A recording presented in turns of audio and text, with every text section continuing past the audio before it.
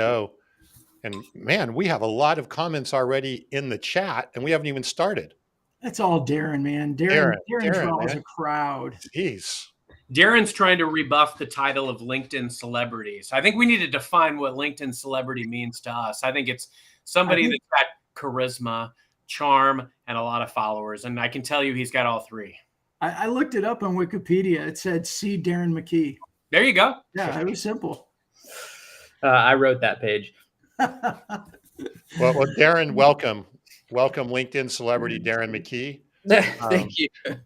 We're gonna have a fun time today, and it looks like you've got a lot of fans already showing up in the chat. So yeah, if you're out listening, please check in. Let us know you're here. We got some great questions for Darren today, but as usual, we will start off with our dad joke challenge. Brandon, I think it's your turn to go first, if I remember correctly. You got it. Well, I'm coming for you, Carson. Please do. Man, I tested all these on my 10-year-old, and the one that got the biggest groan, that's the one I brought. You ready? Good choice. Fire away. All right. What do you get when you cross a snowman with a vampire? Vampsicle. Frostbite. I've heard that one, actually. I've heard that one. ChatGPT spit that one out, and I actually rejected it. So perfect. Yeah, I told you guys I was going back to the old faithful ones. Forget the new stuff. Yeah, I love it. So here's ChatGPT's for the week. Did you hear about the kidnapping at the park? I almost said that one today. They woke up. No, that's funny. Brandon and I each had jokes that the other had rejected for today. So that's right. That's funny. So Darren, LinkedIn celebrity, who's the winner here? I'm going Brandon on this one. I like it. There you go. Yeah. Thanks, Darren. Brandon, you're on a roll, man. I think you've got a couple of weeks. You're making a comeback. You know what? I'm sending out gift cards to everybody ahead of time. Personalized notes. Plus, all the Back to the Future folks. So, like, if you told a bad joke, you could just get in the time machine, go back and tell a different one. You know what? Fair enough. Yeah, I'm voting for Brandon too. Mallory has one. Yeah, Mallory's getting in. I'm sure Mallory's going to beat us. Let's hear it, Mallory. The one about Britney Spears. Uh-oh. That she did it again. We're a rated G show here. I'm wondering what that's. There you go. Oops, I did it again. Okay. I love it. I love seeing Mallory and Hannah in here. All right. Well, Mallory looks like it won. So, Darren, welcome again. Easy victory. Tell us a little bit, if people don't know you already, which it doesn't sound like that would be the case, but if there is an odd person out here who doesn't know who you are, tell us a little bit about you, your background, and a little bit of your journey on LinkedIn. Yeah, there's a lot of people that don't know who I am, which is fine. Darren McKee. I think outside of LinkedIn is probably more important, and it's just my dad. And a husband to my wife of 11 years. My kids are 6 and 4. We live in Chapel Hill, North Carolina. If I'm not on LinkedIn or selling, I'm fishing or hunting probably with the kids.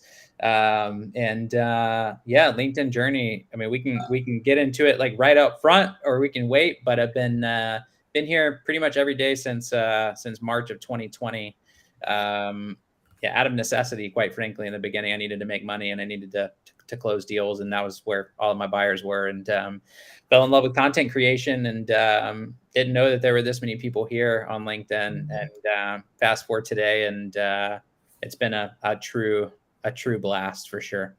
Yeah, we appreciate having you, Darren. And I'll just give you a little backstory too. I memean, that's how I became aware of Darren, was LinkedIn. And I can tell you, genuine, authentic dude. Like, we connected on LinkedIn. We've had multiple chats. He was on my show maybe a couple years ago. But he's the real deal. And, we've got a big running theme here of this show, and it's all about authenticity and gratitude. And Darren exemplifies those traits. So there's a lot to be learned on this show. I'm excited about it. Yeah, man. Looking forward to it. So, Darren, what's your current role at Sky? And tell us a little bit about that company, and then how that all dovetailed into your LinkedIn journey here. So I'm a VP of sales. We're an 8-person coaching organization, focusing on coaching at scale, and meeting with chief learning officers and VPs of organizational development, IO psychologists of large organizations, and helping them co-create and build coaching programs internally. We got a set of 115 coaches on platform that focus on, coaching with context, or coaches that have been previous operators, so they understand the day in and day outs of your organization and your people. And then we sell them licenses to coaching and support them throughout their entire journeys. And so it's been an absolute joy. I work with probably the most talented people I've ever worked with. I feel like I'm getting an executive MBA every single day at work. And if you guys know this, I barely graduated high school, so that's a beautiful feeling for me. But yeah, and I've been, previous to that was at another organization working scaling coaching.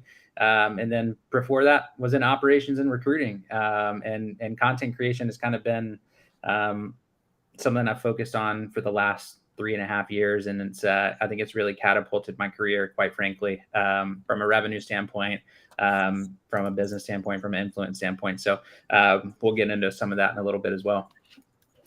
So when you started, I think you had mentioned before we got on, you'd been, posting 1,200 or 1,261 straight days. Were you at Sky when you first started? Or no. Okay. Yeah, I'll just tell that story really quick, because I think that's the emphasis of it all. So I was at a company called Insperity. It's kind of where I cut my teeth in sales. Taught me everything that I know about sales, quite frankly. And March 2020 was an interesting month, if everybody remembers. We went from, I was shaking hands with small business owners, to networking, to going to dinners, to flying around meeting people, to, driving up to Wilmington and having coffee. And all of a sudden it was like, hey, you can't do that anymore. You're going to have to work from home now for the foreseeable future. And I was like, well, that's not going to work. I got a little kid at home. I got to make money. The only place that I could think of that was right there was LinkedIn. And at that time I was following like no one, right? I think I had like Morgan Ingram, Dale Dupree, John Barrows, Tabitha Kavanaugh, some other people that like were there. And they were the only ones that were sharing like non-work related stuff. And I was like, and they were the only ones I really liked, following. And so, started creating it. It was all work stuff at first. Like, here, check out this job my company's hiring for, check out this new product release. Like, hey, look at this, blah, blah, blah. And then all of a sudden, I transitioned and started being a little bit more vulnerable and sharing my story. And then that's when it started to go. I had 2,000 followers at that time, but we didn't have followers back then. I just had connections. If anybody remembers, there was no followers. It was just connections. I had 2,000 connections back in March of 2020. And it was a slow go. I think like a year later, I had like 8,000. And then it just catapulted. So. Wow. So Brandon, I know you had some questions you wanted to jump in here with. Let's do it. Yeah, I've got a few. And Darren, I've been, following your stuff for a while and chatting with you here and there online.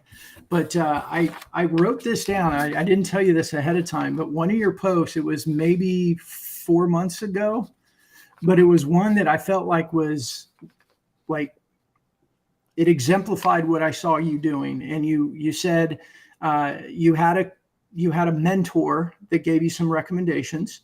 Or told you what to do on LinkedIn. And you said, today I'm going to share with you a couple of things he told me along the way. You remember this post? Number one, it's all about storytelling. Yeah. Number two, share advice that is actionable and teach people how to do things. Number three is be you, no BS. And number four, your own brand awareness is huge, more important than quick sales all day. Think way into the future. Yeah. Yeah. My neighbor. That's right. That's what I only copied and pasted that part, but I missed the top part of it. Yeah. If you think I have a lot of followers, you should follow him. But yeah. I've had this, even with the coffee stain and all, sitting on my desk for a while, because I'm like, that is such simple, but very, very accurate to what all of us should be doing. And it does build in that question though. Now, Carson, you wanted to make sure that we address this. What are your thoughts on this personal brand versus what the company's trying to accomplish? And a lot of people, they're actually discouraged from growing their personal brand too much. What are your thoughts on that? I mean, listen, like, I'm not going to be the person that comes up here and says, like, forget what your company says and do what you want to do with a personal brand. Like, listen, like, you work for an organization. However, your LinkedIn brand is, and your LinkedIn profile is yours, right? What you want to do with it is up to you. Now, could there be ramifications of that? Sure. Like, absolutely. But what I will say is that when you go to start like creating your personal brand and start creating your own content inside of an organization that's foreign to that thinking, you do need to figure out like how to articulate that, and you need to be able to tie data to that, and you need to be able to explain why you're doing that, right? If you want to. And so like for me, I always say, like, if you're creating content, like for me, I always told my leaders, like, hey, this helps me in sales because when I get into a call with the chief learning officer, they just saw my post yesterday where I took my daughter out to dinner, and they have a daughter. And now we're going to talk about that. And we've cut the fluff in the first few minutes of the conversation. Right. And so, like, yes, it did nothing to do with work, but it had everything to do with work. Right. I love that expression right there, Darren. Yeah. That is so spot on for everybody. Yeah. And listen, like, for any leader that's like scared, because it is scary to have your people creating content, especially when you work for a small company, right? Like, you can make one post and hit 8 million people if you go viral, right? Like, so it's very important. And so, like, I think just making sure that you trust your people and there's psychological safety in there, and you know who you hire, like, that's really important. That's good. I got a new name for Darren. So instead of calling him the celebrity of LinkedIn, we can call him the Cal Ripken, because he shows up every day and he posts every day. I think what's important too is being able, and you alluded to this, Darren, is being able to really quantify the outputs and the outcomes. I was actually in a conversation very similar to this earlier today. We're in our beginning of our fiscal year, so we're plotting out, how we're going to execute plays, how we're going to create mind share. And where I've seen LinkedIn and social selling help me dramatically hasn't just been, connecting and reaching out to people. It's finding ways to stay top of mind, finding ways to stay informed, and building that personalized brand. I've talked on this show as well at the meetings that I've gotten with customer executives that nobody could get, but I got them by commenting on their posts and building awareness before I ever even asked for the meeting. And I think it's some of these things that we don't necessarily by default think about. Now, the other element is you've got what I think, there's a lot of people that I think about, hey, I've got this organization that I work for. I've got this brand. Maybe I have a side hustle. You've got a lot of projects that you're into. Yep. And I like how you articulated how it's been valuable for you in your journey. What have been some of the biggest learnings and maybe richest experiences that have come out of your LinkedIn journey? Yeah, I think that's a great question. I mean, I think being referenced to Cal Ripken is pretty special. I thought you like that. I do. I like baseball. So, but listen, like, I didn't set out to do that on purpose. I wasn't like, I'm going to post every day for, 1,261 days in a row. It just kind of happened. I told myself I would stop when I stopped having fun. And so when I think about like those specific moments for me, right, it's like, it's the little things, right? Like, it's like getting a message from someone that says, hey, I don't comment. I've never liked any of your stuff, but your post last week changed my life. Right. Or it's the buyer that says, hey, I've been following you for 12 months. I need your services now. And like those little things, it's also like the message that I got, the one that I'll remember for the rest of my life, where somebody was like, hey, I was at a dinner table in DC with 5 people that I didn't know, and they all knew you and had great things to say. Right. Like, those were like, and that's just because I've like consistently networked. I wrote a post yesterday that, like, in those 1,261 days, I've sent around 15,000 DMs. Like, that all the magic of LinkedIn happens in a DM. The feed is great. The posts are great. The comments are great. Everything that's meaningful happens over here on the right side. And if you don't do that, you're just never going to grow. So 3 things. I have a quick question, and then Brandon, I want you to dig in on a couple more things. Do you, we've talked a lot on this show about using social to create demand, right? Create demand with people that are not necessarily in market or not necessarily looking for what you're doing. I think you're a poster example, right, of somebody who's been able to create a lot of demand. And how have you seen that manifest as it just goes into your practical pipeline? I would assume there's a lot of companies that normally you wouldn't have done business with had you not done what you're doing and created demand through the LinkedIn outreach. Is that for me or you, Carson? Me? That's for you, Darren. Yeah. Listen, like there are so many companies that would have no earthly idea what I did if I didn't post content.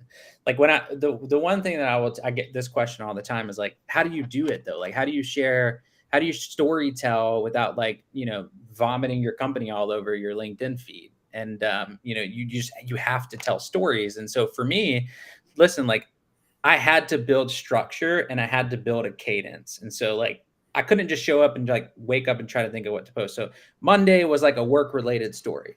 Tuesday was like, we're going to talk about product. We're going to talk about something that we've been doing that's really special at work. Wednesday, I'm going to shout somebody out. I'm going to call somebody out that's been doing something great. Thursday, I'm going to share a life story. And then on Friday is a wild card. I do whatever the heck I want, right? Maybe it's work, maybe it's life, maybe it's something else. But I had that cadence for a good year and a half. And that helped me just really like keep thinking. And so like for my buyers, listen, none of my competition is posting content about coaching and leadership development and like complimenting IO psychology and talking about books I'm reading with organizational development. Like none of my competition is doing that. And so when my buyers, chief learning officer of a Fortune 50 company sees that, they appreciate that I give a crap about what they're doing, right? And it's like, I'm not reading, listen, I quit reading sales books. I read books about what my prospects are reading. Oh, that's huge. I want to know what they're reading and what they're doing. Like we know how to sell. I'm VP of sales now. I could always get better, but like reading a book over and over again about, sales methodologies is not going to make me understand my buyer anymore. Yeah. So well said. Yeah, that's awesome. And like, I mean, we had Anthony in Arena last week was saying that too. He focused on reading. If you're not reading, you can't educate people. If you can't educate people, then they don't need you. Yeah. Simple as that. And I want to go back to, for everybody, Darren, your cadence, would you repeat that original cadence? Because I think for anybody that's listening, that's nervous to get started, like when we say a strategy and a system, a lot of people kind of freak out on the inside. It's kind of scary and overwhelming, but you developed a really, really simple system. Yeah, it was work-related content on Monday, right? Like telling a story about something that I was going through at work or maybe a prospect or something that I've done. Tuesday was like a product, right? Maybe a release or something that we're looking forward to, or a webinar or something like that. Wednesday was a story, right? Or shouting someone out, somebody that I'm seeing that's doing really great stuff on LinkedIn. Thursday was just a personal life story and being vulnerable with some things. And then Friday was a wild card. And I didn't stick to that, right? Like, listen, I think if you can get, 2 to 3 posts out a week, great. Like I'm not telling anybody they need to post 7 times a week. If you want to, go for it. It can change your life, but you don't have to do it, but you can. But that was it for me. And I think we'll transition here in a little while away from talking about like posting and talking about like what actually matters on LinkedIn, which is the engagement piece. Yeah. Hey, Tom, can you pull up Bob's comment on there about Dell? Yeah, Dell. Bob Britton has Dell asked, we take a course and be certified. And I think what you just said there, Darren, in transitioning that, I believe too often when we think about social media, we think about publishing content because it's kind of the sexy thing. It's in front of everybody. And the influencers out there, they get, hundreds and thousands of comments and likes, and we all go, ooh, ah. But the magic doesn't just happen there. So yeah. Bob's question, I thought, or his comment about them being certified, what are the other tasks? What are like the real tasks? I think you transitioned it pretty well. Listen, I'm not going to talk about Dell's strategy for posting on LinkedIn. For you, like, what would you like? We talked about posting. Bob set it up is that there's they wanted people to be certified. For me, it means they have a plan and there's a system to what they're doing. We've been talking about publishing content, and you just alluded to it. Hey, publishing's great, but there's more, there's better. that takes it to the next level? What does that look like? Yeah, I think you just have to teach people how to story tell, and you have to teach people how to think, right? And so like one of the things I get the question all the time in my DMs, like, I don't know what to post today. Like, how do you think of something to post every day? And I have like 3 things that I do. I go look at my old posts. I go look at the recent comments that I've dropped, and then I scroll through all my pictures every morning on my phone. Like, those are the things that make me think, right? And like, listen, I'm not going to tell you that the hook doesn't matter, because quite frankly, the very first line of your LinkedIn post like really, really, really matters. And so like I've like really focused on like how to understand a hook and how to understand how to captivate an audience. And like, listen, some posts are going to get, 500 to 2,000 views because they're very specific and very targeted. Where others, you might blow up because the total addressable market of that post is massive. Everybody can relate to a post about a daddy-daughter date. Not everybody's going to relate to a post about IO psychology. And you have to be okay with both of those in that area. So listen, I think like if I'm a leader in an organization and I'm trying to, I would never tell my people to create content ever. I would share data around why creating content has helped some people. And then let them make that decision themselves. The last thing I would ever do as a marketing leader is tell my team they have to create content. Yeah, I love that. I think it's hard because, and we talk about this a lot on the show, there's a lot of sales cultures within organizations that don't really know fully how to create a social selling or a social influence. I mean, I still get odd questions internally. I mean, people that are investigating or trying to start within my company, but we're making strides. And I love what you said too about like scrolling through like the pictures and the personal stuff. I still have this picture that is coming soon in a post where I'm like at front of a boat going, I'm king of the world. It's going to come soon, I think, at the end of our 2-week gratitude challenge, Brandon and Tom. So be on the lookout for that when I summarize my learnings. But I do a lot of training on social selling. And you said something that really resonated, Darren, and it was about, look, you could talk about your company, your product all the time, but guess what happens when I do that? It's hits from my company. That's not going to help me. That's not going to develop any mind share or any influence or attract any attention. But if you engage your customer or your buyer meaningfully, and I love what you said about reading what they're reading. I subscribe to every healthcare trade magazine I possibly can. If you engage your customer and your buyer meaningfully in your content, like case studies or videos or podcasts, that can transform the relationship and transform the narrative. I was doing a training session earlier today, and it was actually about exactly that. They were talking about creating content where 2 people internally were going to interview each other. And it's like, that's a great idea. But what if we invited a customer executive to come to the table and do a round table? Now we've transformed the narrative. So I think that was, I really liked what you pointed out there.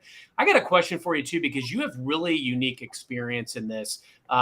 Look, everybody that's on the call here with us today is a sales professional, right? They've got a career journey, some of it behind them, some of it ahead of them.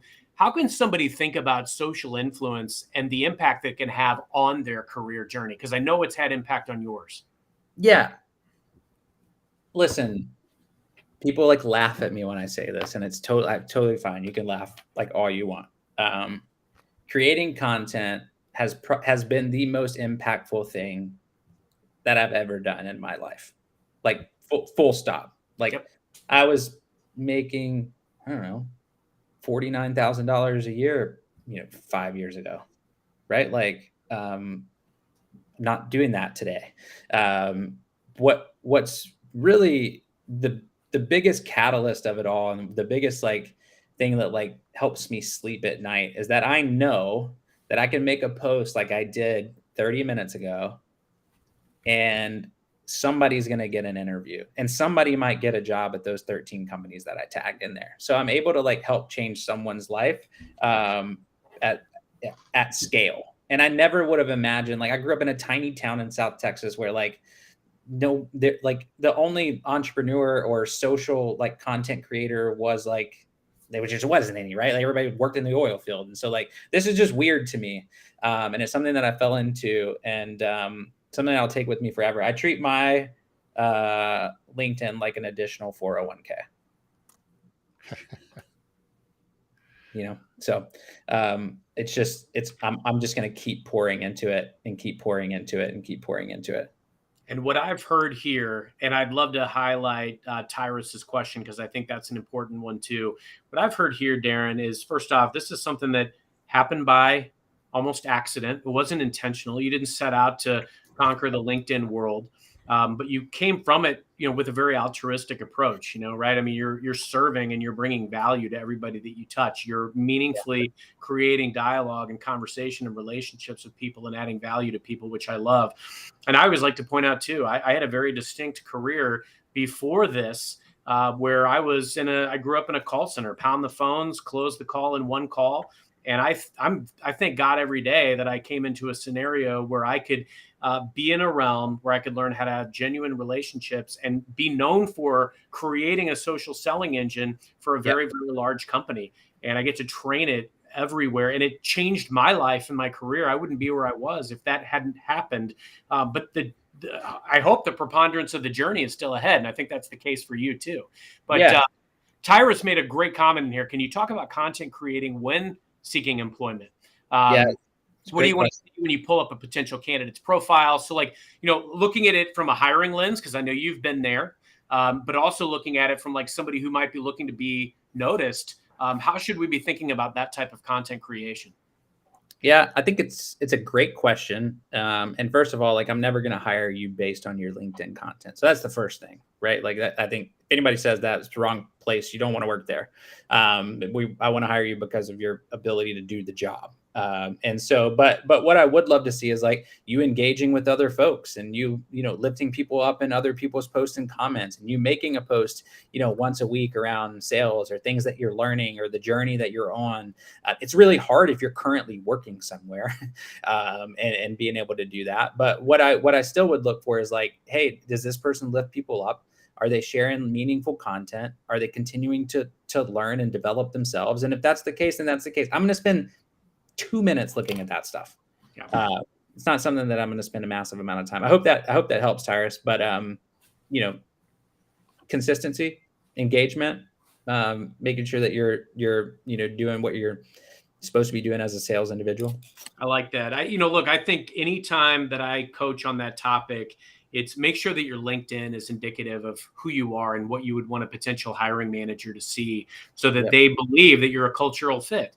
If you're looking for employment, you're looking to de-risk the decision. So anything that you can showcase that you have from an experience perspective, and to Darren's point, can you do the job? Those are the things that are going to really help you. And then how can you use LinkedIn as a way to meet people that are doing what you want to do, or that are hiring for what you want to do? That's where I'd be super intentional. It's a sum of the parts. Yeah. And I have a quick question, Darren, just before we leave this topic, and maybe both you and Carson and Darren. Assuming the person you're looking at has the right qualifications, all things being equal, would you tend to lean towards hiring somebody who is more that you could get a better feel for with their online presence, or is it really just not all that relevant? It's just a sticky situation. I'm trying to hire them to do the job. If they're an engineer, they're an engineer. Yeah, I think it also comes, LinkedIn it's about first impressions. We talked about it being about a reputation. If from a job seeking standpoint, it's a way to introduce yourself to people that you're looking at jobs for.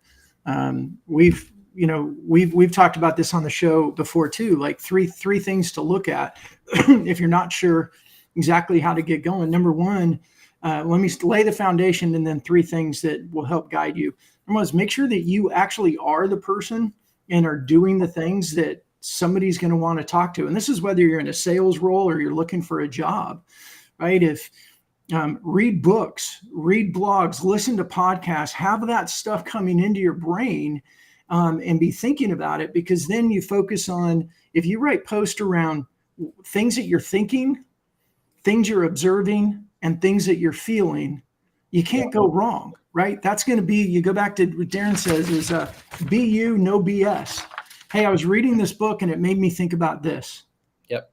Right. I was observing what's going on in the job market right now. That type of stuff, it's just very authentic. And it also speaks to how you think, how you show up in the world. And you are telling people like who you are, what you do, what's important to you without, pounding your chest and saying, look at me, look at me. Yeah. Anybody that I interview, I'll look at their LinkedIn, but I can't tell you that there's ever been a case where their lack of content or their content has hurt them. I think it can bolster your candidacy if you've got something there that helps articulate the story a little bit more. So it's, really, if you are an effective storyteller through your LinkedIn, and I'm a hiring manager and I don't know you that well, but it helps de-risk the decision even more because I can glance at it, see what you're all about. Maybe you've got some content or blogs or videos and I can see what you're passionate about. And I can kind of wrap my head around, will you be a cultural fit for my team? It could certainly help. So hopefully that's helpful. No, great. And Darren, what are some of the other maybe tactics? I know our audience really likes it when we give them tactical things that they can start to implement. What about around video, around audio, around, other ways of communicating with people through LinkedIn or any other social network? Yeah, I think we've got mostly sellers on this call, right? And so if you look at my phone, I don't know if you can see this, but these are all just like little videos of myself speaking. There's 640 of them, and that's 640 video DMs to my prospects. Wow. So I will tell you, listen, like you can write a great email, you can personalize it, you can have relevance, it can hit them at the perfect moment. It's still going to be one of like 85 emails that your buyer gets for the day. So they might open it, might get it, and great. But I will tell you this, like I am the only salesperson that is sending the chief learning officer of a Fortune 50 company a 45-second video message of me walking outside, ecstatic about what they do, explaining the research that I've done on their business, referencing a 10K, referencing an earnings call, and dropping that in their DM. The majority of our pipeline is generated through a darn video message from just my cell phone. I don't have any software. I don't have any like thing that I use. It's literally just here and it's dropped there and the play button happens and they click it. I sent 6 today. And it's been everything for me. I started with audio. It's kind of like the gateway to video. So I started with audio messages. I did like it because it capped me at 59 seconds. So I couldn't talk too much. Then I went into video. And here's the really funny part about video for anybody listening. If I video myself inside, like right here, and send a video, I get like very, very little responses. Maybe 1 out of 10 people respond. If I'm walking outside with my hat on backwards or like my hair kind of a mess, and there's cars driving by and I'm drinking a coffee, I'm just being me, like so many more responses. Wow. So like, get the heck outside. Stop trying to be perfect. Please don't hold up a little sign that says your name. Just be you, right? And what about a name tag? Name tag, right? But like, I asked a buyer why they respond, and he said, well, because when you're walking around, it shows me that you actually know me, you've memorized me, and you've studied me, and you're not looking at notes about me when you're sending a message to me. Wow, that's powerful. Yeah. I mean, look, it's human, it's authentic. And frankly, what I love about this too, because we talk about this on the show, the probability and propensity of getting a response. I mean, what a case study right there. Mm-hmm. Yeah. The one other thing, it's not just to get the meeting. Videos are really, really good during the sales cycle. Yes. Everybody forgets. They're like, oh, now I'm going to email. No, like forget that. Like if you have an update and it's 5:00 on a Wednesday, pull up your phone, send your buyer a video message on a text. And like I used to have a buyer that said, the quicker you can get the text, the quicker you're going to close the deal. I like that. Point blank. So are you using both LinkedIn direct message and text, or is there any rhyme or reason? I'll never cold text anyone ever. But after I've engaged with them, actually, after we're in the process, I'm trying to get to text fast. Yeah. Absolutely. But most of them are all DMs through LinkedIn. So really the goal, right, is to move from that relationship level of LinkedIn DMs to ultimately being in that text and then using video or even audio as a way to differentiate on that message. Yeah, absolutely. Yeah. I mean, video post as well, right? Like they're not talked about often, but like, yeah, sure, they don't get as many likes and they don't get as many comments, but they do get a lot of watch time. And that's the metric that I look at when I drop video posts, is just watch time. Yeah, and I think differentiating that too, Darren, if I can, for people, yeah, your videos, we know they don't get as much engagement because it's video, and pictures get better engagement. But what's really your goal, right? Is your goal to get thousands of views, or is your goal to get 20, 30 people that you're really targeting to pay attention to it because the substance of it was so good? Yeah, you're exactly right. It's like the substance, right? Like I think I'd rather have 800 minutes watched of a video of me talking about like what I do than, 1,000 likes on a post, right? Like it's just different for me. But yeah, I mean, I've tried so many different things, y'all. I've tried one-liners, I've tried long form, I've tried videos, I've tried pictures. I've tried to like study all of the algorithm crap. And quite frankly, it all changes every other Friday. And you just got to keep telling stories. That's Have you ever used just be you and be willing to try things? I always tell people, try to find some of these mediums, figure out all the mediums that your buyer will engage with, and just try them out. If you'd have told me 5-10 years ago that I'd have a podcast, or that I would be posting video, or that I'd be on TikTok for my goodness, like I would have thought you were nuts. But I think you start to tinker with some of these things, and you figure out how can you meaningfully connect with people through these mediums, and just go from there. Tom, sorry about that. Yeah, no problem. No, I was just going to ask, have you used video at all with commenting, or can you even do video through a comment? No, you can't. But there is a guy that is doing that. And he's recording vidyards. Okay. And then putting the link in. Yeah. Putting the link. Yeah. It's actually really, really, really impressive. That is.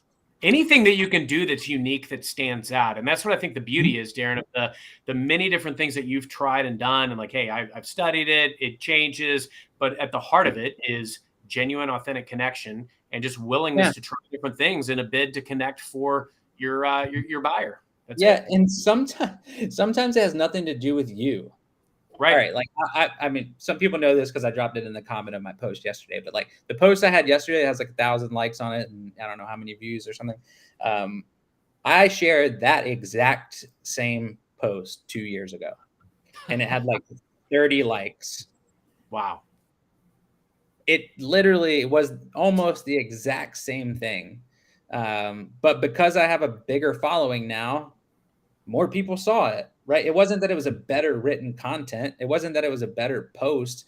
So like anybody that's young into creating content and you're not getting engagement, it's not because your post stinks. It's just because you haven't done it long enough yet.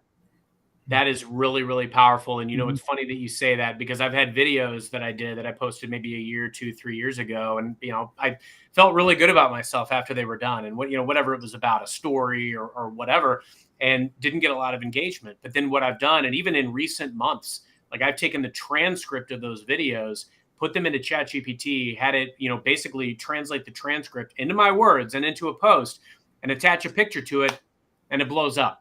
So to your point, like there is value in kind of revisiting and repurposing some of this content, but always in a bid to connect. Like my friend Bill Kurse likes to say, Bill, good to see you. Thanks for being on today. But like he always likes to say, if it's in a bid to connect and be meaningful, start a conversation, be provocative, you can have the end goal that you're looking for. Yep. I would add to that too. We keep seeing we're collecting more data on this. I was trying to look for the exact numbers, but I couldn't find them fast enough. But you want more people engaging with your post? Go engage with other people's posts. Commenting will hack the algorithm, and it will show the more you comment on people's posts or any other posts, the algorithm is going to see you connected. And they're going to start showing more of your posts to them as well. Just little things like that we got to think of. And as you said earlier, Darren, just be different than what everyone else is doing. And as we like to say on here at the show, is do the work, because the work pays off. But if you're looking for the easy button, it's just not going to pay off. There ain't one. It doesn't Yeah. last. And related to that, probably, I'm sure some people are thinking, they've used pods or things like that, and I don't know, Darren, if you've ever had any exposure to that, but what's your take on the whole thing of organic versus pods or even buying all that engagement? It comes up, right? So we have to ask the question. Listen, like I've been invited to so many of those things, right? It's like, drop your post in here and, every top creator will like it in, 30 seconds. It's like, all right, well, that's just weird. I've never joined one. I don't ever care to join one. Even in my SaaS Bros community, we have a social selling area, and we're not allowed to drop our post in there because it's just trying to hack the thing. Like, we should be following each other. We should be engaging with each other organic. If you have a post and you like it, sure, send me a DM and say, hey, like, I just dropped something on this. Go check it out. Don't share the link. First of all, they're going to track the UTM. They're going to know that you shared it, and then they're going to like plummet your reach anyway. So like, listen, organic is beautiful. I think it's amazing. It's the way to grow slow over time, but have a true community. I've been around a long time. Carson's been here we've all been here a long time. Every 6 months, my feed completely just turns over because people quit. Or they were in one of the groups and the groups got shut down and they went from having 500 likes to 4 likes, and everybody knows that none of them were true anymore anyway, and they get like, pummeled to the ground. So just keep showing up, keep engaging, keep dropping comments, keep DMing people.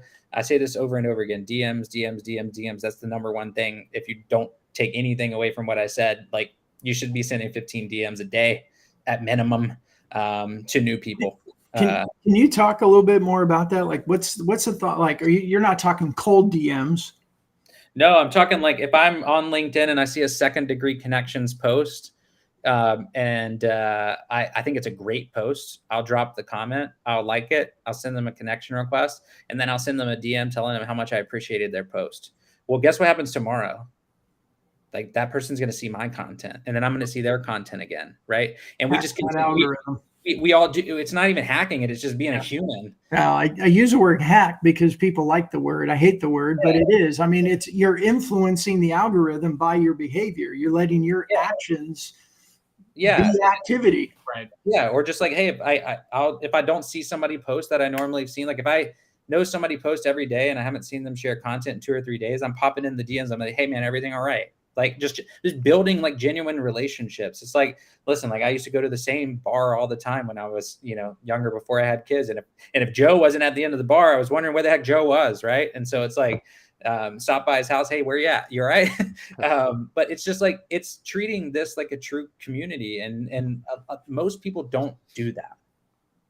If there's ever a day that goes by, Darren, that you don't post, I'll be the first person to call out the APB looking for you. I'll be worried for you, my friend. I almost did it the other day. No, I was like, I think I'm done. I think I'm done. But that's like Santa Claus hanging up his shoes. Like, you can't do it, man. You got too many people believing it.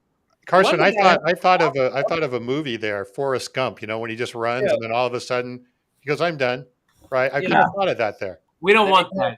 Darren, we still need heroes to believe in. You're mine. So I mean, I've got to stop eventually, though. No, you don't. No, you don't. Somebody's gonna have to. No, never.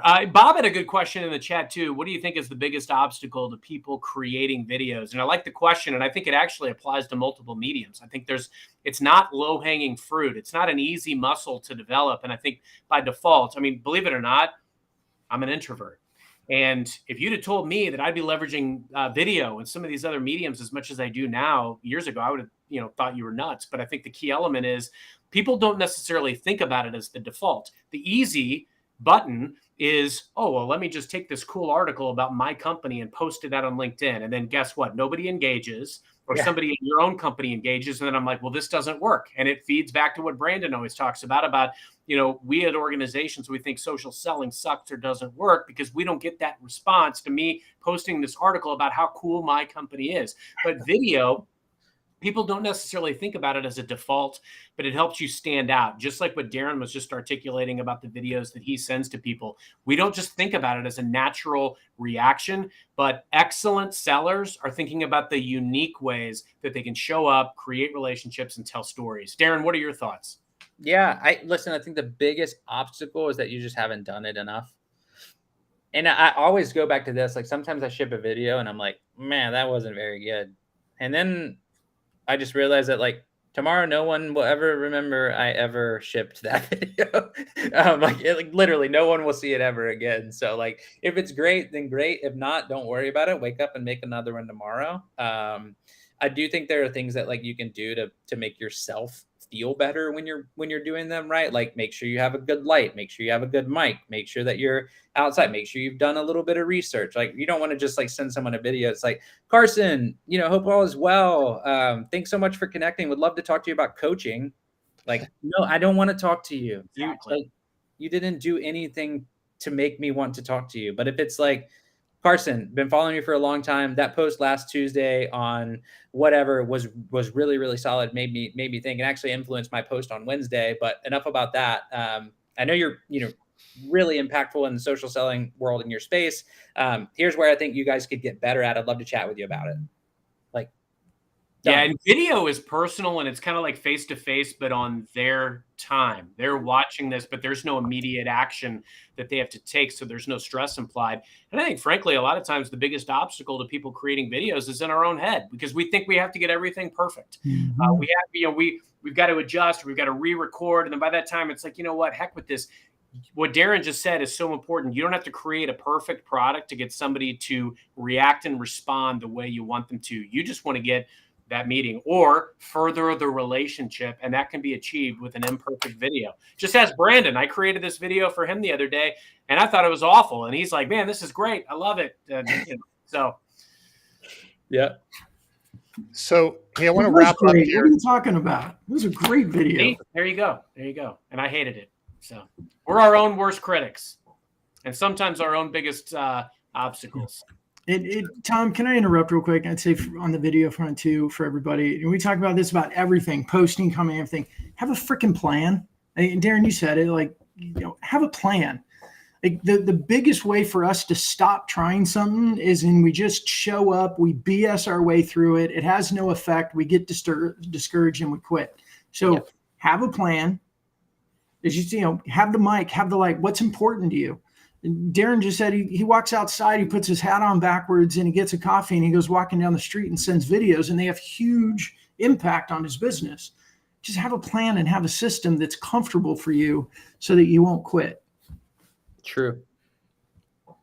Yeah. And I want to wrap up here with kind of one last question. And we've probably touched on. We got to wrap up. I know. That's a shame. We have to stop sometime. Right. We had to stop sometimes. So keep going. I know. Maybe we should do like a telethon or whatever. Well, you just said Forrest Gump just stopped when he was done.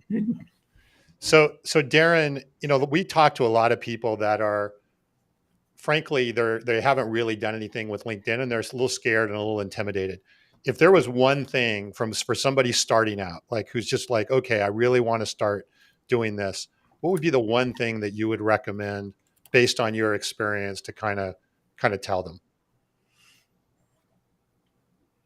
I would tell them that it's really hard to do this alone. And if you do have a partner in the house, me and my wife, right? I think it's setting a framework and setting some expectations around what the involvement of this is going to look like. And having champions around you, because there are going to be days where it really sucks and you're going to get 40 impressions on a post that you thought was amazing. And then, you're going to make a post where your wife texts you and you share the post and it gets 9 million views. That happened to me. Right. So it's just like little bitty things, like just have a support system around you, have a why around why you're showing up here.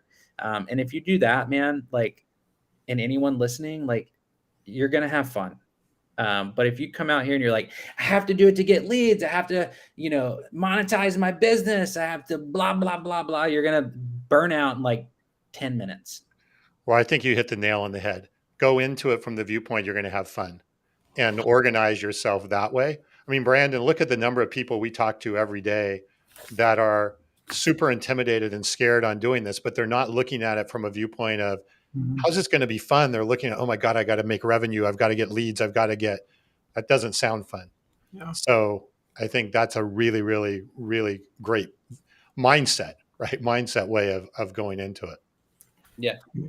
We had a call center years ago with a bunch of pound the phone sales guys, and one of the rules we had is within their first week they had to come up and present to the rest of everyone else on the team what their why was for doing what they're doing, and it couldn't be money, because money, we're all in it to make money, right? We all have bills to be paid, but you had to come up with some other intrinsic motivator that was your driving factor. And we wrote it up on a board, what everybody's why was, and it built in that accountability. So when we were doing the work and you have bad days, you can look up and you know your why, and the why wasn't the short term and it wasn't the size of your commission check. And that was a huge difference. I totally forgot about that until you said it. And I was just writing a note down that I'm going to write a post about it, because that's good information. Thanks, Darren. So good. My brother does a strategy with everybody that he works with, and it's called Y times 7. And it's like, why, and you go all the way down to the 7th level. And by the time you get to the 7th level, you've really narrowed down your why. Wow. That's cool. That's awesome. We'll have to do another show on that. That in and of itself could be worth a show. So, hey, Darren, awesome content. I mean, we just keep rolling. Thank you, Dave. Thank you, Tyrus. Next week, speaking of community, we have Gina Bianchini, who is the CEO and founder of Mighty Networks. She's the best. Yeah, she is next week. So, Darren, you're going to have to. I'll join that one next week. Yeah. She has been so helpful with me building our community. Just been a true champion. She's an amazing human. Are you on Mighty Networks? Are you using? We are. Yeah. We're 5 months in. Yeah. So our and by the way, our new social selling 2.0 has been community. Used to be called Modern Seller HQ, now called Social Selling 2.0. Has been rebranded, and it's new and improved. And if you're not in there, please go check it out and jump in. It's free. And Darren, we would love to have you in there, and we can cross communities here, right? So as we move along. Brandon, Carson, any final thoughts before we sign off here? No, this is great. Just really appreciate the engagement in the chat. Obviously, Darren, you've got a lot of fans and followers, and I'm one of them. Proud to be one of them. Thanks for doing this. Continue to try to bring quality guests to our audience. If you have any suggestions, feel free to tag them in the chat of people that we can continue to ask to be on this show. And thank you for making us the #1 social selling podcast. Yeah, I think we are now. It's like last week we were more #1 than we were #2. Darren put us over the top. Right. I figured now it's foregone conclusion. So I mean, you do Anthony Iannarino and then Darren McKee. It's like the 1-2 punch. Right. You know, right. So. With Gina as the next one. So Gina will be the exclamation point next week. I'm just appreciative that Brandon bailed, because I know they had this big Back to the Future reunion celebration. Brandon chose to be on this show as opposed to going and hanging out with Michael J. Fox and Christopher Lloyd. So Brandon, I just want to say thank you. But that was all part of the contract negotiations, Carson. We told him we couldn't go do these. That's true. Well, I thought we were going to keep that out in the public eye. That's what the I gotta go send some video DMs. I'm out of here. All right. Thanks, everybody. Have a great week. Until next time, everybody. Happy social selling.